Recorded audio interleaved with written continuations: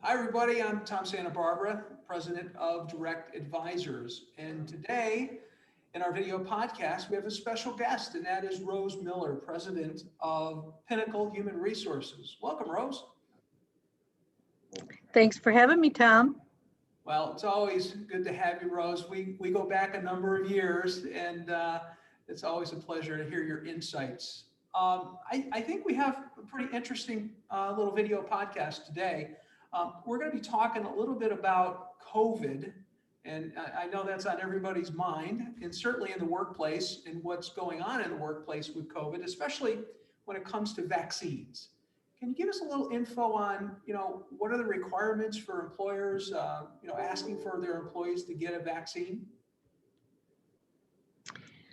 Well, it's a difficult question because there's a couple of agencies all weighing in on this. So we have the EEOC, that is one of the guiding agencies for HR, mandates, guidance, and they're telling employers that you can make it a job requirement. However, the vaccines right now don't have total FDA approval.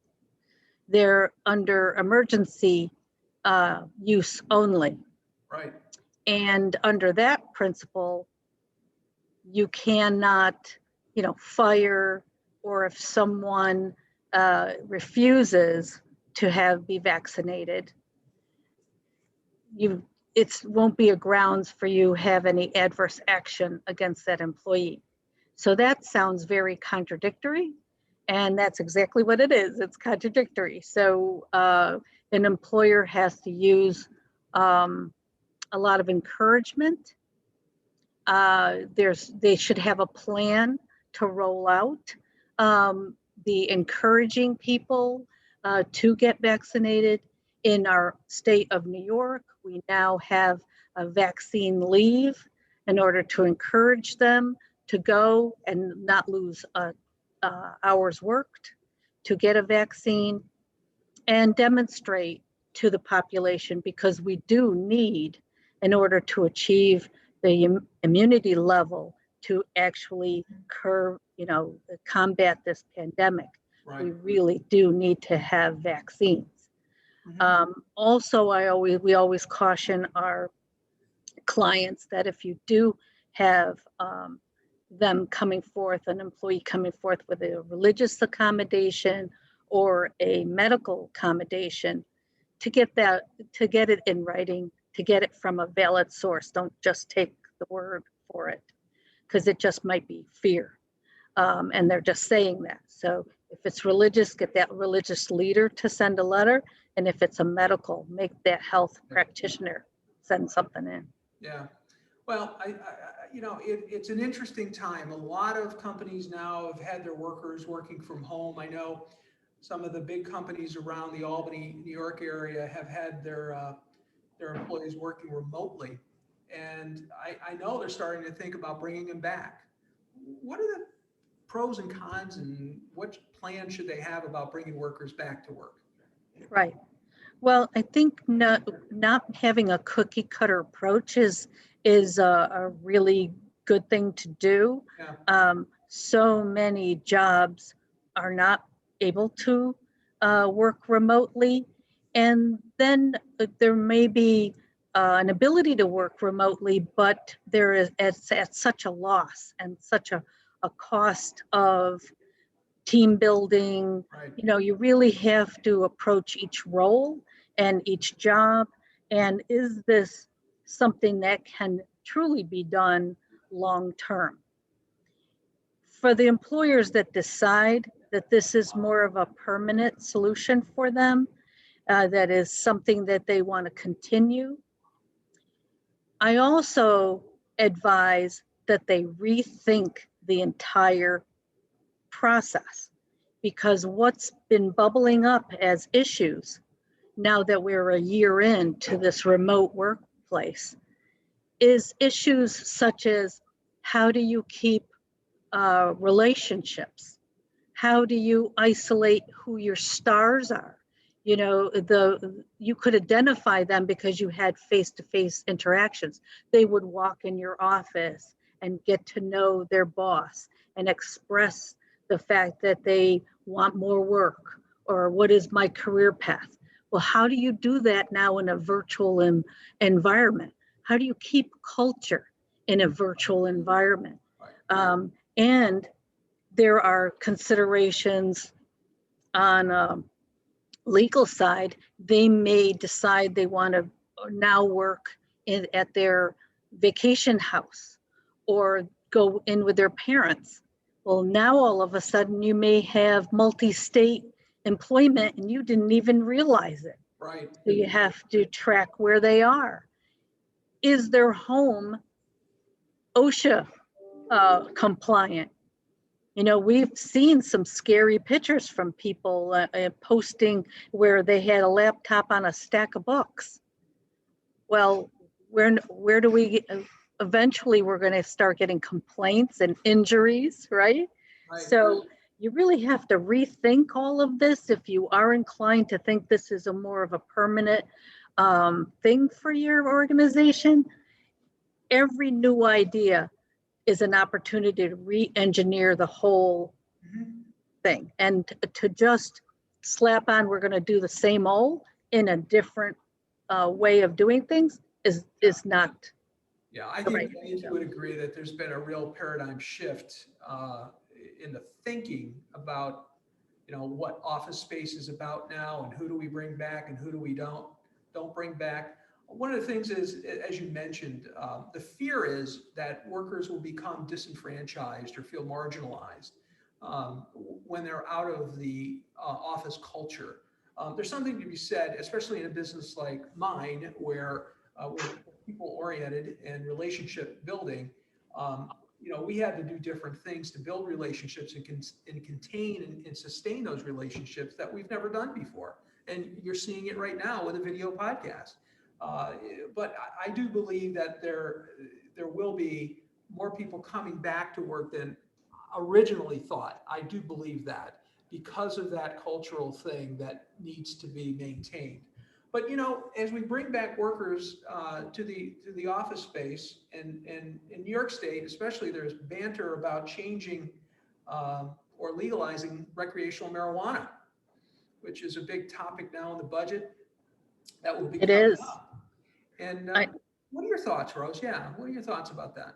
Well, I know there's a big push. This has been on the budget table for at least 4 years now. Yep. And there's really mixed emotions. I think everyone agrees that it is not a dangerous substance. It doesn't have the dangers more than alcohol, which has been legal for a very, very long time. But the concern as an employer is their inability to gauge impairment. There is no test at current. I know the scientists are working on it and driving, and as each state legalizes it, it may force science into the equation. But right now, it's a big dilemma for employers that if they do legalize it and they go to lunch and it's legal to just, have a toke or two, at lunch, how do you know, right? How do you know they're able to do their work? And when you're talking about environments that have machinery, right, equipment, vehicles, how do you measure impairment? You would know they can't drink and drive. There's a test for that. You could on the spot go in and test their impairment. Right. There is no such thing. And this is going to make it a very big HR nightmare until they figure that out. Well, I know a lot of white collar workers are worried about it. Employers, I mean, are worried about it. Certainly in the construction field where we spend a lot of our time, construction owners, managers, project managers are worried about certainly workers that, come to work and have to, manage heavy equipment, operate. and it could be a real issue. So I see this as a real problem going forward. I know that there's a lot of states that have this and have, experienced some varied results. I know it's a big moneymaker for the states right now. I think New York right now is looking at an approximate $300 million tax on this, from what I understand. But what we call unintended consequences could be great. Right. And it just, everything's not aligning. Your testing requirements is not in line with the law that's being passed, and other guiding laws such as accommodations and are not in line. So it needs to be done collectively and holistically. To do it in pieces is going to be where the problems lie. Mm-hmm. And Rose, finally, the other topic that I kind of is big in the news now is certainly sexual harassment, but harassment in general in the workplace. How should that be, or should it be a real priority with employers today? It so should be a higher priority than it currently is. When because we do a fair amount of both live and online trainings on this subject, and we also have a team of certified internal investigators that go into cases. We still get a reaction from a lot of individuals that this stuff doesn't happen anymore, and this is, it's a different view on the subject. And I wish I could tell you that was the truth, but it is not. There are too many cases that show that there still needs education. There still needs to have cases looked into. But I'm very concerned that people rush to hearing only one side of the story, right, and rushing to a conclusion. We always advocate for a fair finding of the facts, no presumption of guilt, no matter if the case is very small, even though it looks obvious, or if it's very popular topic, and it's talking about someone that has a lot of name recognition. Every time, regardless of the case, it has to be a fair and impartial investigation every single time, because we need to keep the validity of the cases so that the truth can be found and the cases are seen as valid cases of harassment and discrimination. Right. We don't want to devalue the cases by having some that were fraudulent, were false.